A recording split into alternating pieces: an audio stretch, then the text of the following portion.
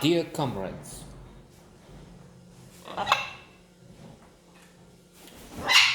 the poster of the movie has masterpiece written on it as a quote, so presumably some critic has called it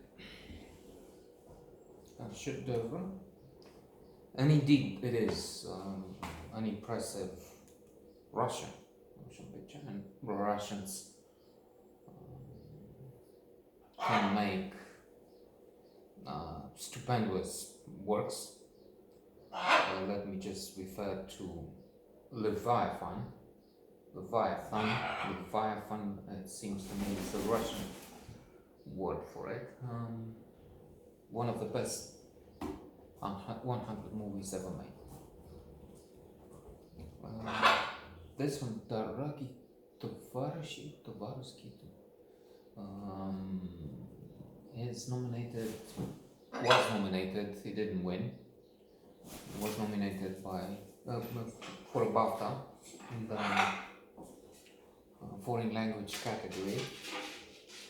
Now the Oscar is called international category. Won by another round, which has been given the Golden Globe, the BAFTA, and probably the Oscar, where it is also nominated for Best Director. So it is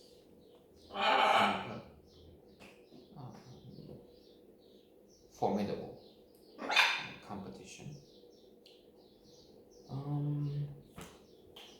This is a story told in black and white, which we are familiar with here. I mean, our dear comrades from Russia have brought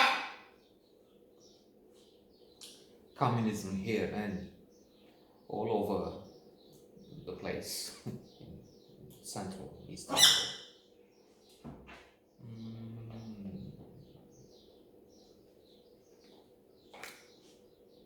Drawing the Iron Curtain, as Winston Churchill called it,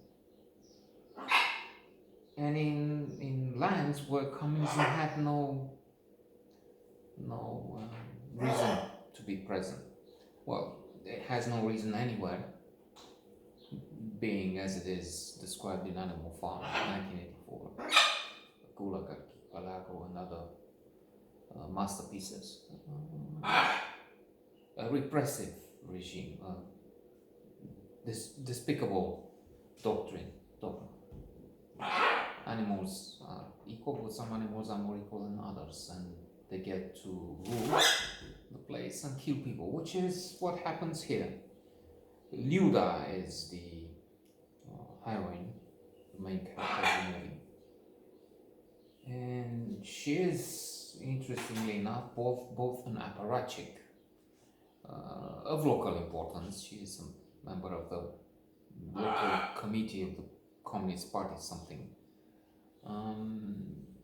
So she's both into that to a certain degree, but also a member of her community, so to say, in which her daughter, what's her name?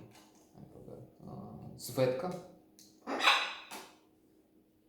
is a revolutionary. She would be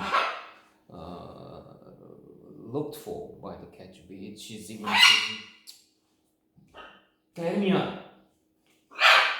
to have been shot, maybe killed by the KGB for a while, for her activity. Her father or grandfather, I'm not clear on that. I think she's gonna, it's in Russian and there's subtitles, and the subtitles say, refer to him as grandfather. Now, if that's Lyuda's grandfather, or she just calls him grandfather because he's the grandfather of Svetka.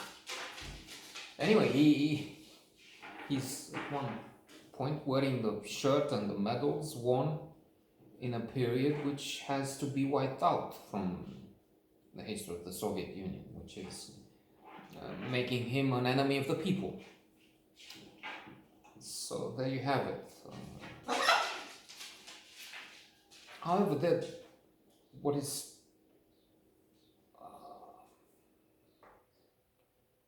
extremely interesting in this film is that we have dual characters. We have this woman who is a believer in communism, but she's embracing some of it, as in she keeps saying, she says a few times anyway, Stalin. With Stalin, this wouldn't happen. So Khrushchev is making a mistake with his strategy, with his new doctrine, with the fact that he said Stalin made so many mistakes, Stalin did this and killed people, so let's put Stalin down. So she's embracing this, and she's critical of this part. She is standing up in a meeting of the big wigs coming from Moscow to solve the problem. It's a big problem they have on their hands. We'll get to that soon, inshallah, if he allows me. And KGB ways we have here. So she stands up and says, those are enemies of the people. You have to punish them. You have to round them up and shoot them. But then among them is her daughter. And she says, when the KGB comes for the girl, I will give her to the state. When she comes back, she's not here. So that she has to see to be punished. But at the same time, she's desperate when she thinks, well, maybe her daughter has died, killed by snipers, really. The army is playing. The army will take the punishment, if you will. What punishment there is remains to be seen, if there is any, and if there won't be any. But the KGB has sent people on top of buildings and they shoot demonstrators. Because what happened is prices are raised because they don't find anything. There are queues everywhere, as we know from here.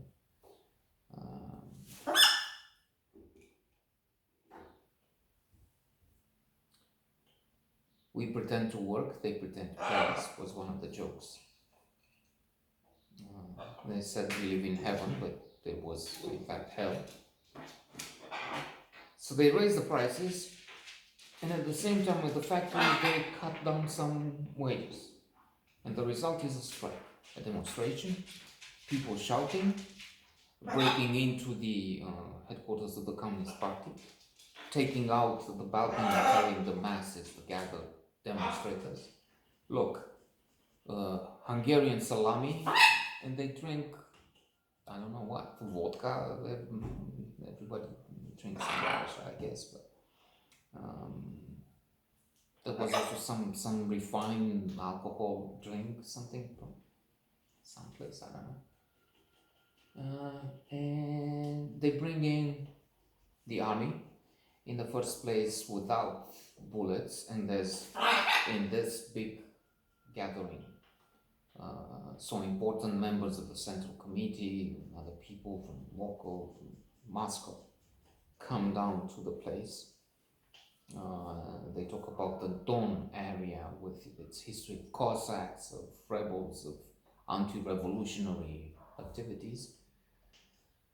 But one of the leaders of the army says, well, did you send the troops? They have no ammunition. No, I mean, according to the constitution, the army cannot do anything. The army defends against outside attacks. You know what? Says this apparatchik, nomenclatura fellow. This is what they said in Hungary when they crucified, I don't know what they did to the party members. And they were scum. These are not people. These are monsters. I don't know. It's not his speech. I'm just giving the gist of it. And surely lies, propaganda, because that's what these people sorry, kept saying lies.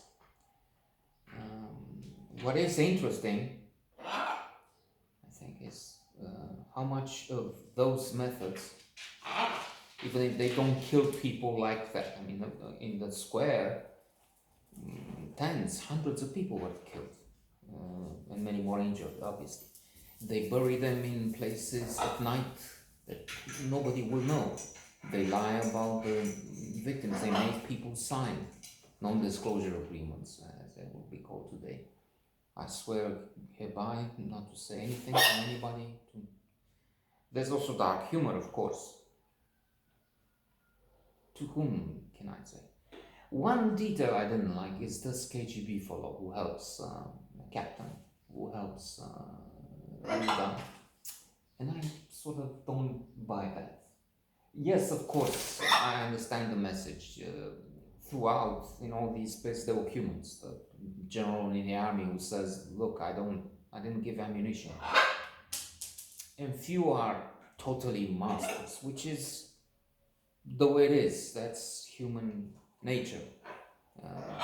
Rarely you find an absolute monster like Trump, say, and then 75 million smaller monsters who identify with him. But I get it again, and I understand it makes it more interesting because it's this duality. There's a small monster in everyone, a bigger one in this, and so this KGB fellow has done plenty of dirty, awful things. So now he comes across you and he becomes emotional. So her daughter is missing, probably dead. Let's help her with this. Yeah. But Russia has done things in the Czech Republic. It's killing Navalny. Of course, tried to poison him. Now he seems to be dying in prison. And small differences at the top, between that Soviet Union and this Russia.